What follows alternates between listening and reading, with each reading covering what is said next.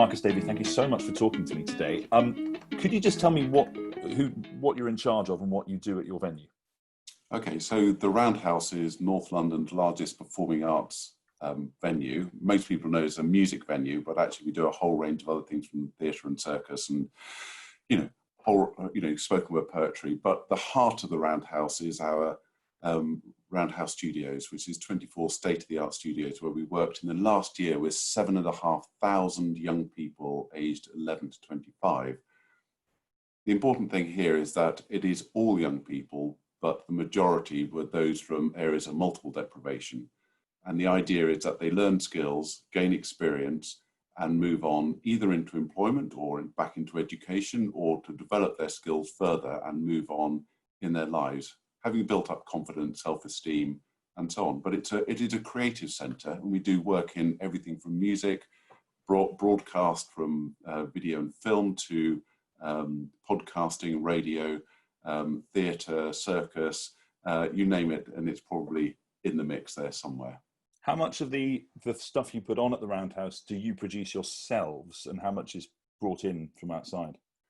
Okay, so the work with young people is all produced by us, and we work in partnership with hundreds of community organisations and councils and other organisations. But it is, we fundraise for it and we put that on. We develop that work ourselves and evaluate as well.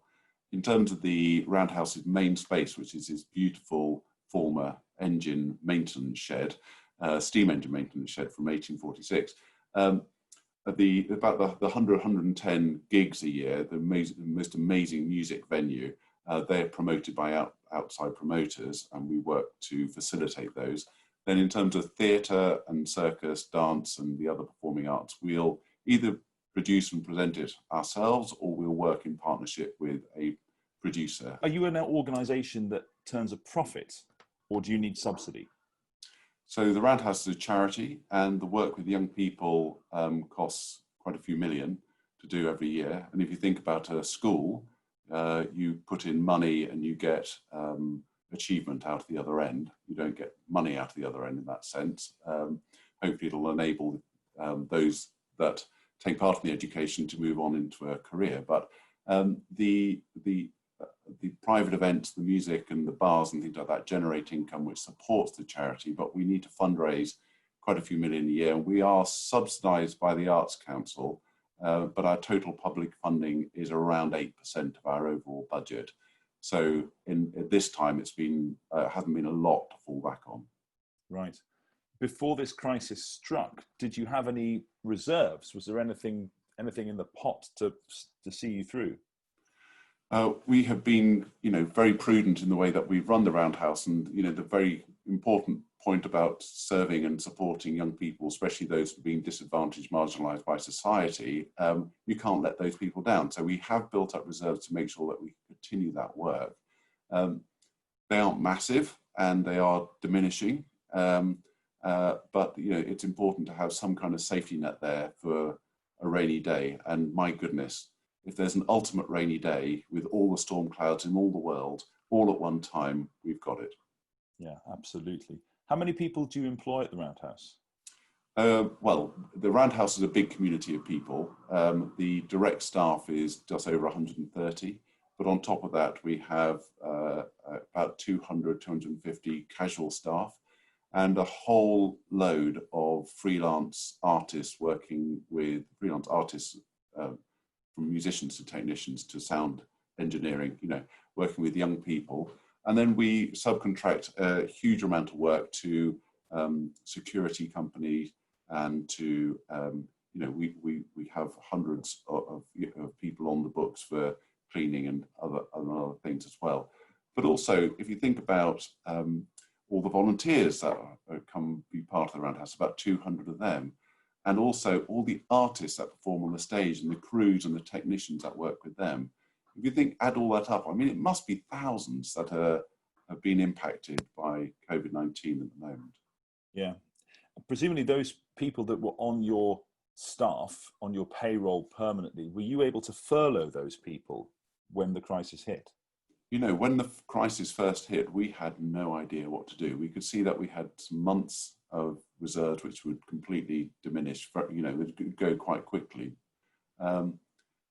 And thank goodness the government's job retention scheme and some other smaller schemes came through, which enabled us to furlough about 70% of the organisation, whilst continuing with a core group of about 40 staff to move all our programmes with young people online, and to look after the main building itself, and security, to make sure it's looked after properly, and to start moving all the dates that we had in the diary. We had hundreds of dates. We've cancelled or postponed so far, so like 120 events. And so first of all, they moved from the spring to the autumn, and now they're moving from the autumn to the spring. And so we needed a team of people working in ticketing and programming and all that to do that as well. But without furlough, I mean, the whole of society would be in a very difficult place. Yes, yes. The government have recently announced that indoor performances can resume from August the 1st. Will you be back up and running from that date? That's a comedy question, isn't it? Yes. I think most people know by now that social distancing is almost impossible to navigate in a performance venue. If you could teleport people directly into their seats and not have them queue or meander around in the foyers, or want to drink, or want to go to the toilet, they're probably all the things that we need to do when we go to a venue, a music venue or a theatre.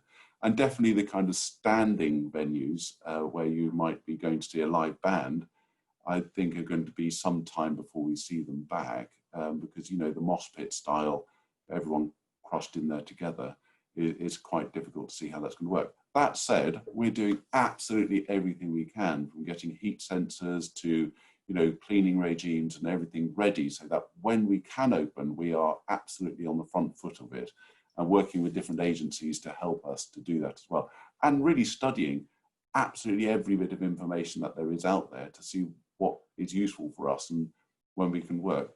And again, being a leader of an arts organisation, working with loads and loads of other arts leaders to see what we can do together, from how to manage audiences, how to study them, how to work with scientists to learn, but also how to advocate for the arts sector to the government.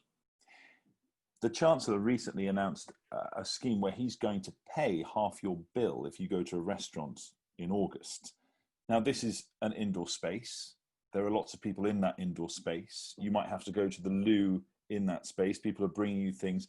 What's the difference between sitting in a restaurant and coming to see a show at the Roundhouse?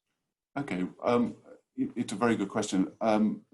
Some people might say, I don't know, but okay, think about this. You're at a table. You're probably going to be slightly distanced from the next table. You're facing the person opposite you, who you'll know, and you'll be in a little bubble there. Now, when you've got, the Roundhouse holds 3,150 people, or for a theatre show, about 1,500 seated. That's a lot of people in one place at one time. Yeah. And having that number of people crossing in through a foyer needs some careful management. So it just doesn't work socially distanced anyway. And with a restaurant, you can see that there's you can have queues, people can come in, they can go out, have time limited. And I believe it's something to do with viral load as well. So if you're next to somebody you don't know for a long period of time, then the chance of you getting this horrible virus increase. That said, I think there more guidance is going to come out soon, and we'll be able to see a date when we might be able to. I mean, the Prime Minister is saying hope to see things back to normal by Christmas. If vaccines, therapeutic drugs, and so on and so forth could be, if those do become a reality, then maybe, but I think it'll probably be a bit longer. Yeah. Are you worried that the public have got it into their heads in some way that live performance is dangerous when it comes to COVID-19? So there's been quite a lot of study and audience surveying, and with some people, yes, there is fear, especially with some age demographics. But younger audiences seem to be up for coming back and getting involved. the last thing we want to do is to have a society that is frightened of going out. I mean, we can understand it, but you know, there are ways of going out. We're all slowly starting to go out a little bit more. We're learning that actually face masks, which we were told weren't any good to begin with, are now actually really important. And I suspect they probably are. I suspect that when we've had a few more of the results, like Andrew Lloyd Webber's test at the Palladium, we'll get, you know, some more results and people will start feeling that confidence. I mean, at the moment, there's very low confidence going into some of the galleries. There's very few people going in, but soon we'll see more people going in, and soon people will start feeling more confident. And especially as the contagious rates are probably going to go up a bit, but the real impact of the coronavirus will probably diminish. The Secretary of State for Culture, Oliver Dowden, when he announced the £1.57 billion support package, he used a phrase, crown jewels, and he used it several times. What do you think he meant by that? I haven't heard him use it since, and I suspect that it was a last-minute little term which, on reflection, may have not expressed what he wanted to say. You know, if you think what the crown jewels are in this country of creativity in the arts, you might think of a community project. You might think of a regional gallery or museum or theatre company or concert hall, or, you know, to each person, they have a different crown jewels in that sense. I think it's a phrase that we won't hear of much more, but in some people's mind, they immediately think of the big institutions. There was a fear, wasn't there, that what he meant was the National Theatre and the Globe and the Roundhouse, and potentially the Roundhouse, the Royal Albert Hall, maybe a few other places, they're going to get saved. Everyone else, sorry. Yeah, I think that is absolutely not going to be the case, is what I believe is not going to be the case. I mean, I hope all those institutions, organisations are going to be looked after, but, you know, within that body of money, I hope that, you know, the levelling up agenda of the government ain't going to work if the money just goes to a few organisations. And we've never thought of ourselves in any kind of royal connection whatsoever. We're a democratic organisation in that sense. We don't have any boxes, everyone kind of in there together. And it's people's perceptions of the value of the work that any organisation might do. So for us, our work with young people, you know, we think of it very highly, and the young people value it hugely, as do their families, parents, guardians. But in the perception of a government minister, they might not know about it. So, you know, that if more advocacy we can do around the diversity and richness of what we have to offer in this country, probably the better they'll have an understanding of what a true crown jewels would look like. Do you think it's been difficult in the last few months for the cultural sector to get its act together in speaking to government, when on the one hand you have commercial enterprises like Andrew Lloyd Webber's theatres or Cameron Mackintosh's theatres, and you also have the subsidised sector with, let's say, the Royal Opera House taking £25 million a year from the Arts Council? Has that been a problem when they've been trying to lobby together? I don't think it has, because I'm on a couple of groups where, you know, there's those organisations that you have just mentioned.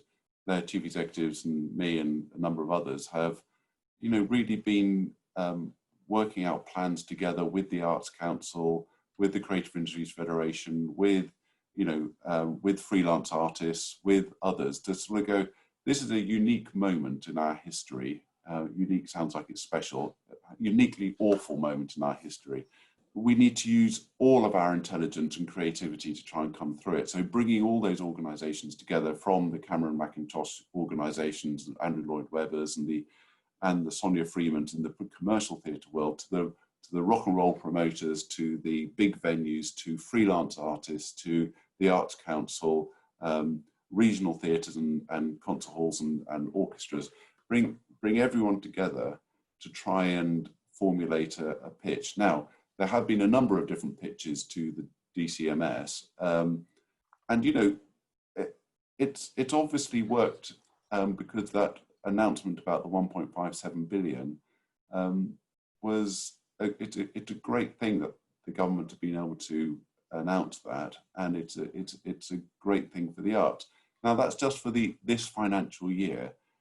Whether there's more after that, or whether we can get back to a bit of a normal semblance of things, it'll take time to build up organisations, and it'll take time for, you know, if freelance artists and technicians do not get support now, and they go into other work, how will we tempt them back out of the other work into our sector? And our sector in the arts just doesn't work without freelancers. It's a bit like saying, well, we'll keep all the freelancers, but we won't keep any of the venues. You know. And what do you think is the best mechanism for getting support to them right now? So I'd say that I think there's two groups here. One is those that are just emerging and don't really know the way forward yet, and they have been missed out because they haven't been emerged for long enough to get support, and quite a lot of freelancers have missed out on support. And then there's more established artists who, again, in a uniquely awful situation where there's just like a knife cut through their career. There was money before then, now there's no money. And, you know, so there are some benefits around mortgage relief, but they're tiny. You know, you can't pay for a mortgage if you've got no money, and you can't pay for any food if you haven't got any money. It's a really complicated one. I haven't got an answer for that. What I do know is that as soon as we can get back up and running, and I hope the Roundhouse Studios will be back up and running in the early autumn, we can start employing more. I mean, we are employing quite a few freelancers at the moment, but the more that organisations can employ freelancers, get them back on to doing the things that they were doing before, that's great. Now that's probably going to be too long. So we need some schemes. We need some schemes really quickly. And I'm hopeful that in the next week or two, there might be some announcements either from the Arts Council or government that there will be other schemes for freelancers, because it's such an important point. And I think people through this process have understood more and more the importance of freelancers in our ecology. Do you think, and I agree with you about that, and I'm hopeful that that is the case, do you think that if the Roundhouse couldn't reopen until, let's say, spring of next year, that there would be other ways you could use Arts Council money to engage your freelancers in work that engages with the community or with young people, the sorts of things you were talking about before? Can you do more of that work to give them employment? Yeah, absolutely. So if it, you know, at the moment we're having some very tough conversations about cost cutting in the organisation. And, you know, we absolutely, you know, we have donor support for, and, you know, sponsorship support for work with young people using artists, and that work will go ahead because that's ring fence money, and that's great. Any further Arts Council money that's available to do this kind of work, we'd be completely up for, you know, really passionate about doing more with the community, more with young people, and getting work on with freelance artists and all the rest of the casual staff that we used to have, doing work as quickly as possible. Because we know that that not only supports casual staff, but it also gives the skills and the progression routes in life for young people. Yes, sometime a few weeks ago, it occurred to me that we may be about to enter into what I called at the time a silent world with no live performance of any kind. Do you think that's still a possibility?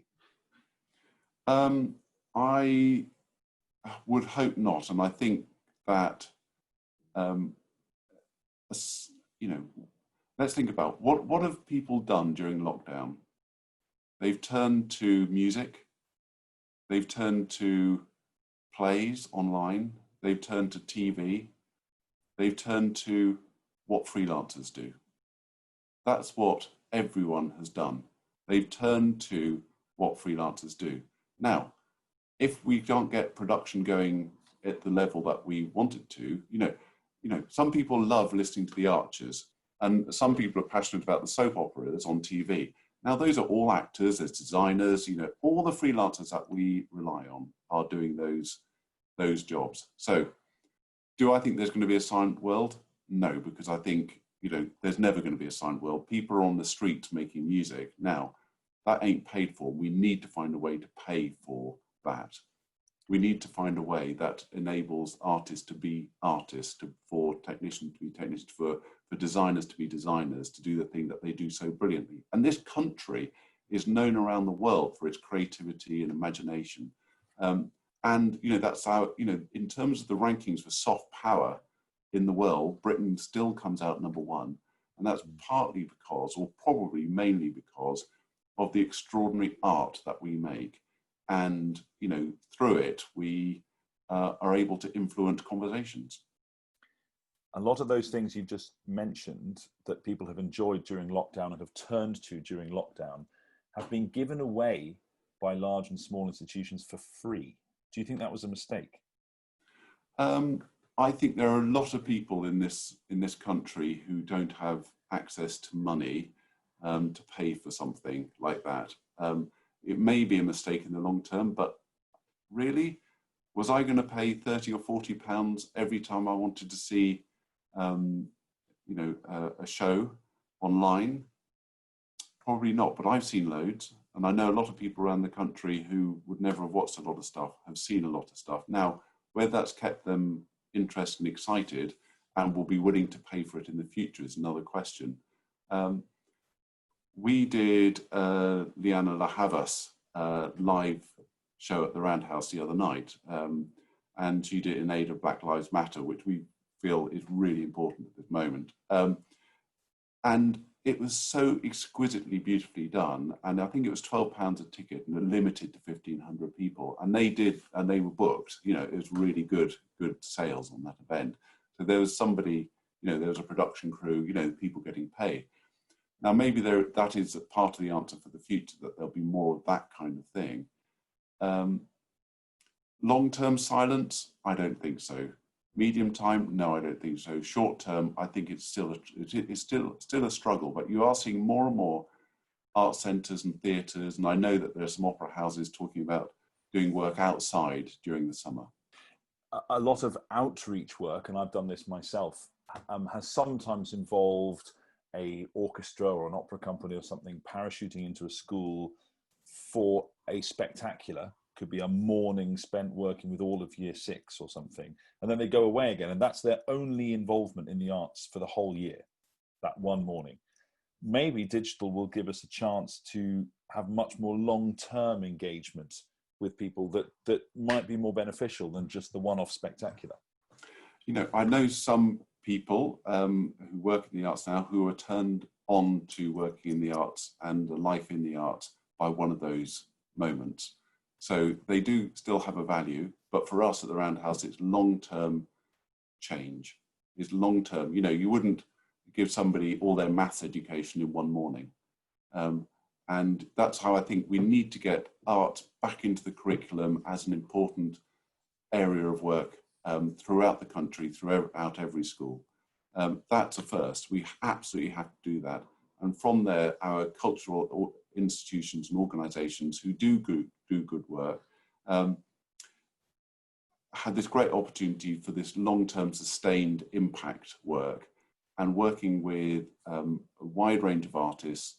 And you know, you see the change. You know, you're a musician, you see the change. You see the change in a young person, in their confidence, in their outlook, their self-esteem, their feeling that they belong, and that they have something that, you know, is important. And from that, they can build their futures. And I see that every day from some of those, the most excluded in our society, and had challenges that we cannot even imagine. And through work, through their own creativity, they've released the reservoir of creativity inside them and moved on into a future that is positive, and it's not only positive for them, but it helps build the communities around them. Talking to you today, I get a real sense of positivity and optimism from you. Is that your professional self, or is that really how you feel? This week is particularly challenging because on Monday we went to the staff with the news that we're going to have to go into consultation to reduce the organisation's cost, including staff redundancies. Now that's chronically difficult moment. I've been at the Roundhouse a long time, and some of those staff, I gave them their first jobs, and I've known them for 15 years. And that's chronic. I think you have to be, you have to plan for the worst, but you do have to hope for the best. And sometimes it does look bleak, but I've seen extraordinary things from people. I've seen extraordinary moments of kindness, and I've seen extraordinary moments of belief, power, and hope. Nobody expected COVID-19. What we've seen is the scientific community, the NHS, people working on the front line. We've seen artists performing. We've seen groups of people singing on the streets. We've seen, our country, but also other countries around the world, sometimes at their very best when they have some great moment of adversity. I thought that during 2012, I don't know if, you can remember 2012, and there was a kind of real sense of, oh, we're going to mess it up. How on earth are we going to do that? The opening ceremony, oh God, that's going to be awful. And, all of that doom and gloom. And suddenly there was this sense of, we can do almost anything. The thing for me is those stewards who have volunteered, who come from everywhere with their badges, accredited, were the most welcoming, warm people who reminded everyone how brilliant we can be as humans. And if we can take that, everything that we can remember that's been brilliant through this, that doesn't help with people obviously paying their mortgage or buying food and putting it on the table. But if we can keep the good things that we've learned and try and put them into the come back better approach, then we'll have got something out of it. Because at the moment it is professionally grim for a hell of a lot of people. My last question, for those people sitting at home listening to you now and feeling that they want to help you and your organisation and organisations like you, what is the number one thing they can do right now to help? It's a very good question, because lots of people, have been volunteering for the NHS, and a lot of my staff on furlough have been doing that, been building, stuff for the NHS, and the others have been volunteering, looking after animals and zoos and delivering medicines and all those kind of things. We don't really have any of that because we're not open. So it's not really possible to volunteer. The thing that we need more than anything right now is money, so that we can pay artists, we can pay staff, we can pay for projects to happen so that young people have something in their lives that is positive. And we can start, for each day that goes by, I'm hoping we're nearer to a vaccine, or at least a kind of booster shot like a flu jab, which will help us to open up society properly. But it's between now and when that is going to happen, that is the problem. Whether that's 6 months, 12 months, whatever, then we've got to work out a way forward. So really it is financial support at the moment. Advocating for creativity in our education is another one. That's a really important thing. Will the 1.57 billion be enough? It might just be enough for us, but I'm not sure about everybody else. No, I think it's,